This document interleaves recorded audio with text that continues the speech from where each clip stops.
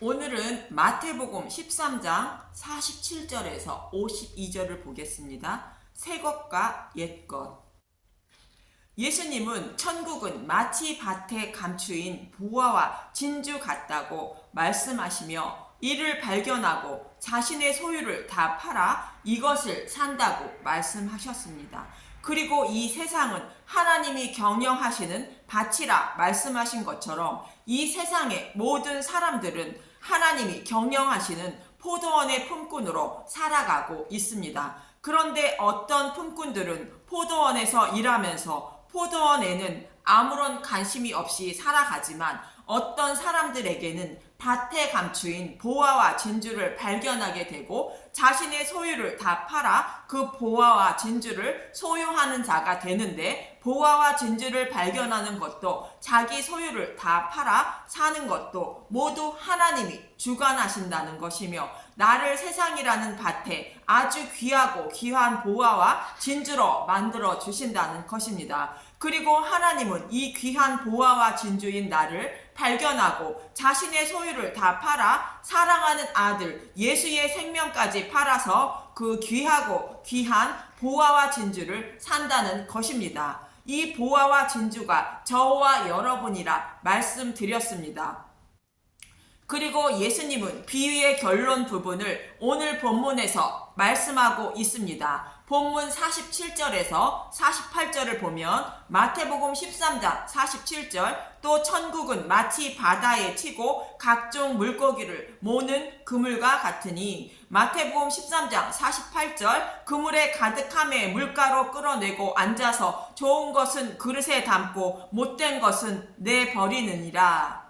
천국은 마치 그물을 치고 그물에 걸린 고기 중에 좋은 것은 그릇에 담고 못된 것은 내버린다는 것으로 의인과 악인을 골라 악인은 지옥불에 던져 넣는다는 것입니다. 그런데 좋은 것과 못된 것의 기준을 말씀하시지 않고 그냥 좋은 것과 못된 것이라 말씀하고 있는 것입니다. 하나님이 보시기에 좋은 것과 못된 것을 고르신다는 것으로 구원은 하나님의 주권이라는 것을 말씀하고 있는 것입니다. 사도 바울은 자신의 동족인 이스라엘 백성이 하나님을 열심히 섬기고 있지만 구원받지 못하는 모습을 보고 마음 아파하며 그들의 잘못된 신앙을 이렇게 말합니다. 로마서 9장 10절에서 16절을 보겠습니다.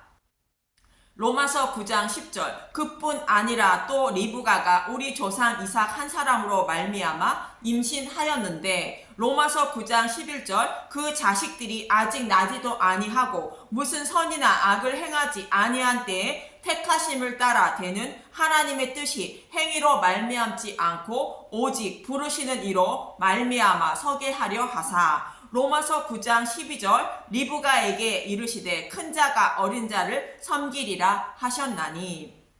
에서와 야곱은 쌍둥이 형제인데 아직 나지도 않은 상태에서 형인 에서를 택하지 않고 동생인 야곱을 자신의 백성으로 하나님은 택하셨다는 것입니다. 로마서 9장 13절, 기록된 바 내가 야곱은 사랑하고 에서는 미워하였다 하심과 같으니라. 로마서 9장 14절, 그런즉 우리가 무슨 말을 하리요? 하나님께 불의가 있느냐? 그럴 수 없느니라. 로마서 9장 15절, 모세에게 이르시되 내가 긍휼히 여길 자를 긍휼히 여기고 불쌍히 여길 자를 불쌍히 여기리라 하셨으니. 로마서 9장 16절, 그런즉 원하는 자로 말미암음도 아니요 다른 박질하는 자로 말미암음도 아니요 오직 긍휼히 여기시는 하나님으로 말미암음이라.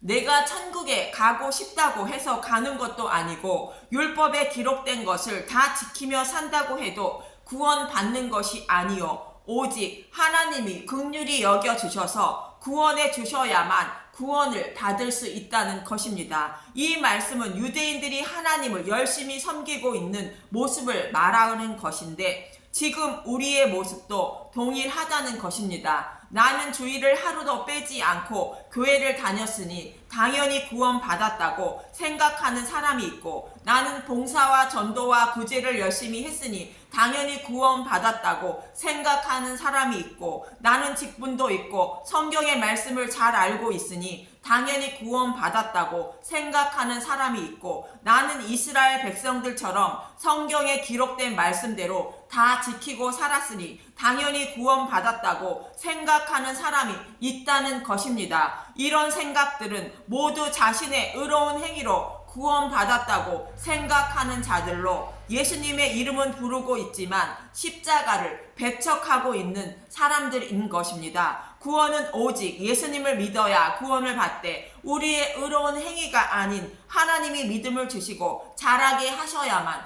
구원을 받는다는 것을 잊고 있는 것입니다. 그래서 예수님은 그물에 걸린 고기 중에 좋은 것과 못된 것을 골라 심판하신다고 말씀하시는 것인데, 좋은 고기는 하나님이 좋은 고기로 자라게 양육하신 것을 말하고, 나쁜 고기는 자신을 치장한 고기를 말하는 것입니다. 본문 51절에서 52절을 보면 마태복음 13장 51절, 새것과 옛것 이 모든 것을 깨달았느니라 하시니 대답하되 그러하오니이다. 마태복음 13장 52절, 예수께서 이르시되 그러므로 천국은 제자된 서기관마다 마치 새것과 옛것을 그 곳간에서 내오는 집 주인과 같으니라. 예수님은 씨 뿌리는 자의 비유를 시작으로 좋은 물고기와 못된 물고기의 비유를 통하여 복음을 선포하여도 예수님을 영접하지 않는 이유로 모든 인류는 맹인이며 듣지 못하는 자라는 것이며, 그 중에 복음의 말씀을 듣고 예수님을 영접하는 자가 있다는 것으로, 그것은 좋은 물고기와 못된 물고기를 고르는 것처럼 하나님의 주권이라 말씀하신 것입니다. 다시 말하면 로마서 9장 16절의 말씀처럼 자신의 뜻과 의지와 또 선한 행위로 구원을 받을 수 없고, 오직 하나님이 불쌍히 여겨주셔서 눈과 귀를 열어주셔야만 복음을 깨달아 구원을 받을 수 있다는 것입니다. 로마서 9장 16절, 그런즉 원하는 자로 말미암음도 아니요 다른 박질하는 자로 말미암음도 아니요 오직 긍휼히 여기시는 하나님으로 말미암음이니라. 예수님은 구원은 하나님의 주권임을 깨달았느냐 말씀하신 것이며, 제자들을 깨달았다고 말하는 것입니다. 이렇게 천국의 비밀을 깨달은 제자들에게는 할 일이 있다는 것입니다. 본문 52절에 보면 천국의 제자된 서기관은 복음의 말씀을 전하는 자들을 말하는 것으로, 제자들처럼 복음을 깨달은 복음 전도자들을 말합니다. 복음을 전하는 자들을 마치 새것과 옛것을 그 곳간에서 내오는 집주인과 같다는 것입니다. 여기서 새것은 신약인 복음을 말하고 옛것은 구약인 율법을 말합니다. 그래서 복음을 전하는 자들은 천국 곳간에서 구약을 꺼내어 와서 복음을 전하고 신약을 꺼내어 와서 복음을 전해야 한다는 것입니다. 구약과 신약의 말씀으로 복음인 예수를 전해야 한다는 뜻입니다. 아가서 7장 10절에서 13절에도 이 말씀처럼 복음을 깨달은 예수님의 신부가 구약과 신약으로 복음을 전하는 모습을 기록하고 있습니다. 참고로 아가서는 솔로몬과 술람미 여인의 사랑의 이야기를 노래한 것으로, 예수님과 신부들의 사랑 이야기를 노래한 것이 아가서입니다. 아가서 7장 1절에서 9절은 예수님이 자신의 신부의 아름다운 모습을 노래하는 장면이고, 10절부터는 예수님의 신부가 복음을 전하는 모습을 말하고 있습니다. 아가서 7장 10절부터 보면 나는 내 사랑하는 자에게 속하였도다. 그가 나를 사모하는구나. 여자는 예수님이 나를 긍휼히 여겨주셔서 자신의 신부로 삼아 주셨다는 것을 알고 있다는 것입니다. 아가서 7장 11절, 내 사랑하는 자야, 우리가 함께 들로 가서 동네에서 유숙하자. 신부가 신랑의 손을 잡고 들러 나가는 모습입니다. 여자는 사랑하는 자와 함께 무엇을 하러 들러 나가는 것일까? 아가서 7장 12절 우리가 일찍 일어나서 포도원으로 가서 포도움이 돋았는지 꽃술이 퍼졌는지 석류꽃이 피었는지 보자. 거기에서 내가 내 사랑을 내게 주리라. 하나님이 운영하시는 포도원에 복음의 씨앗을 심었는데 복음의 씨앗이 싹이 나고 있는지 복음의 열매를 맺기 위한 꽃이 피었는지 확인해 보자는 것입니다. 그리고 믿음의 열매를 잘 맺을 수 있도록 내가 받은 예수님의 사랑인 복음을 전한다는 것이며 이것이 나를 사랑하고 있는 신랑에 대한 신부가 신랑을 사랑하고 있는 마음인 것입니다. 하나님의 사랑을 알고 있는 자가 이웃을 사랑하는 것이 곧 복음을 전하는 것이 하나님을 사랑하고 있다는 증거인 것입니다. 아가서 7장 13절 합한 채가 향기를 뿜어내고 우리의 문 앞에는 여러 가지 귀한 열매가 새것 묵은 것으로 마련되었구나. 내가 내 사랑하는 자 너를 위하여 쌓아둔 것이로다. 합한 채가 향기가 난다고 말합니다. 합한 채 하면 생각나는 구절이 있습니다. 야곱을 독차지하고 있던 라헬이 임신하지 못할 때 르우벤이 구해온 합한 채를 언니 레아에게 청구하고 레아에게 야곱과 동침할 기회를 주게 됩니다. 합한 채는 구전으로 전해오는 자식을 낳는 약이었던 것입니다. 창세기 30장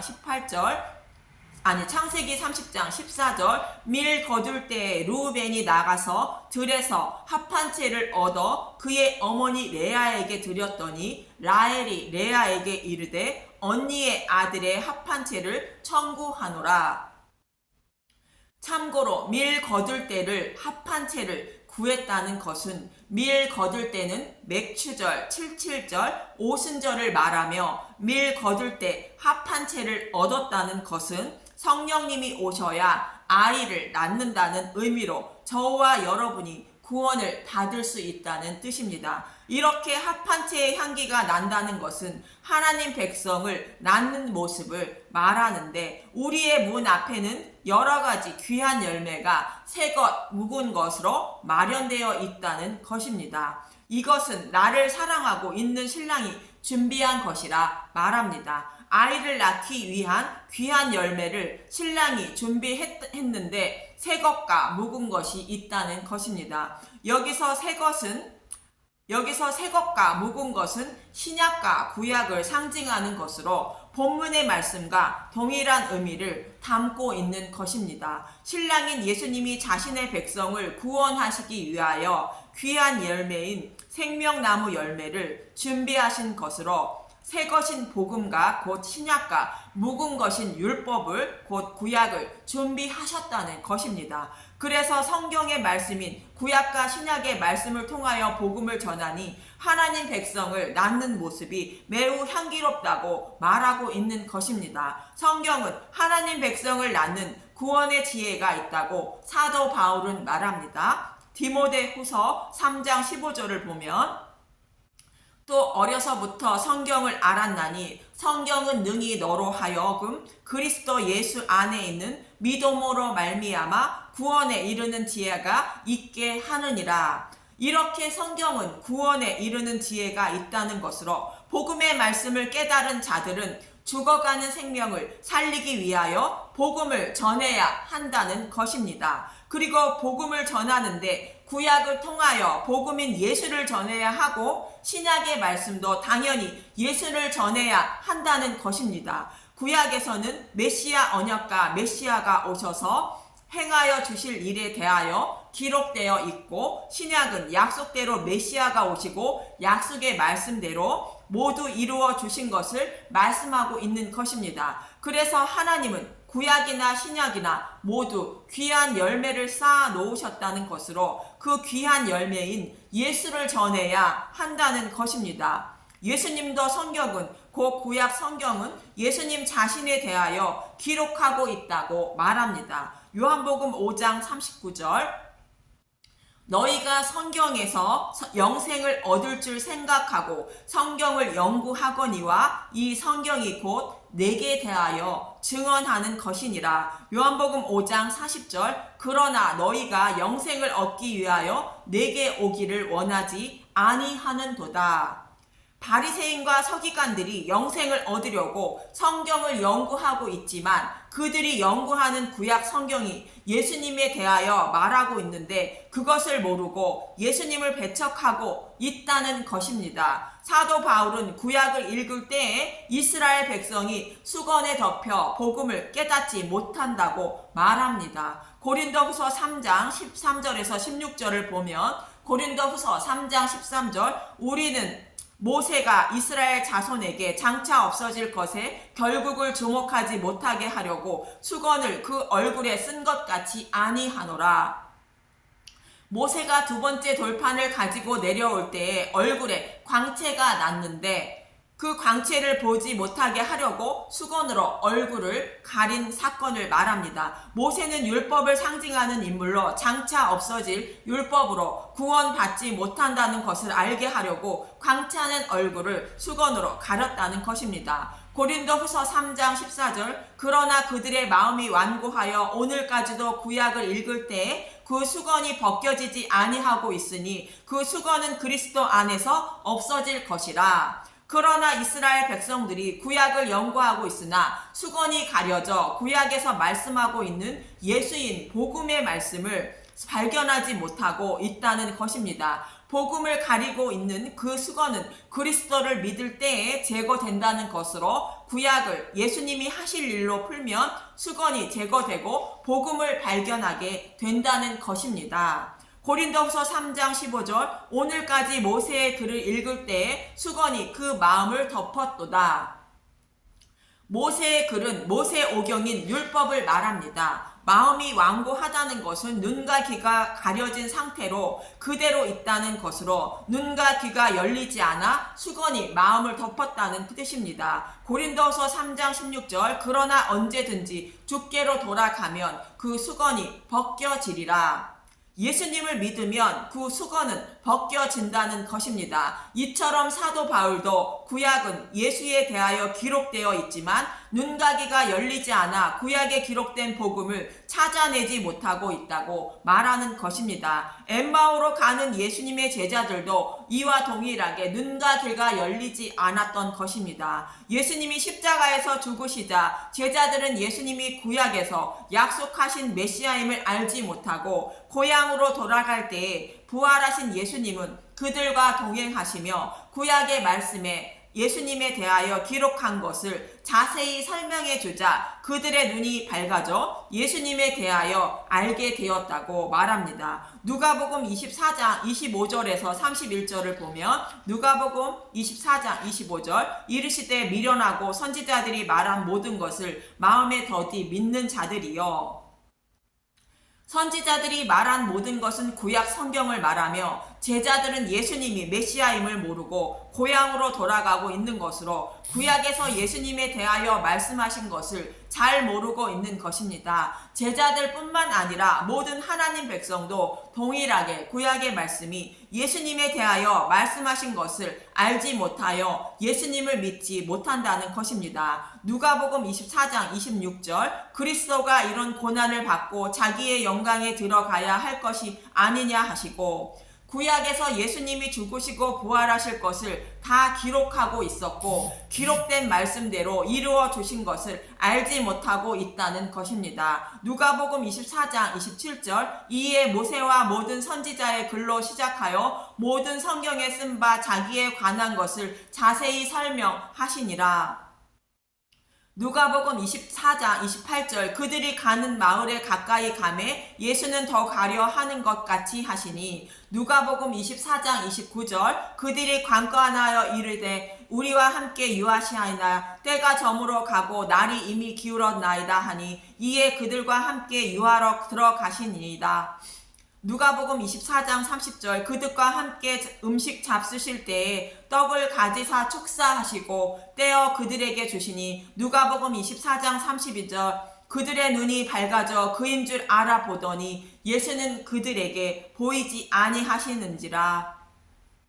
예수님은 구약 성경에서 예수님에 대하여 기록한 것을 자세히 설명해 주셨다는 것이며, 떡을 가지사 축사했다는 것은 말씀을 깨닫게 해주신 감사의 기도를 했다는 것입니다. 그래서 제자들의 눈이 밝아져 예수님이 오시리라 약속한 메시아임을 알게 되었다는 것입니다. 이처럼 구약과 신약의 말씀을 통하여 복음을 전하는데, 구약에서는 예수님이 행하여 주실 일을 기록한 것이며, 신약은 구약의 말씀대로 이루어 주신 것을 기록하고 있는 것으로 성경 전체를 통하여 예수에 대하여 자세히 설명해 주는 것이 복음을 전하는 자들의 임무라는 것입니다. 그래서 예수님은 제자들에게 천국의 제자된 서기관마다 마치 새 것과 옛 것을 그 곳간에서 내오는 집주인과 같으니라 라고 말씀하신 것입니다. 이렇게 성경에 기록된 말씀을 통하여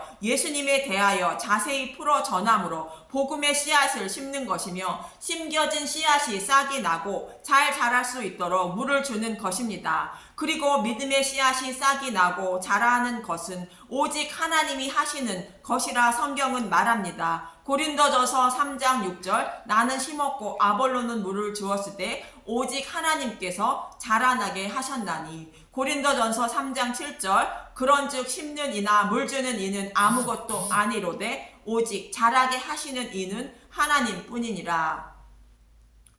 여러분 마음속에 복음의 씨앗이 뿌려졌습니다. 그리고 싹이 나고 자라서 꽃이 피어 열매를 맺고 있고, 열매를 맺은 분들도 있을 것입니다. 그것은 오직 하나님의 은혜임을 잊지 마시고 그분을 알기 위하여 매일 복음의 말씀을 듣고 먹으시길 바라며, 그분께 감사하는 것은 이웃에게 복음을 전하는 것임을 잊지 마시기 바랍니다. 감사합니다.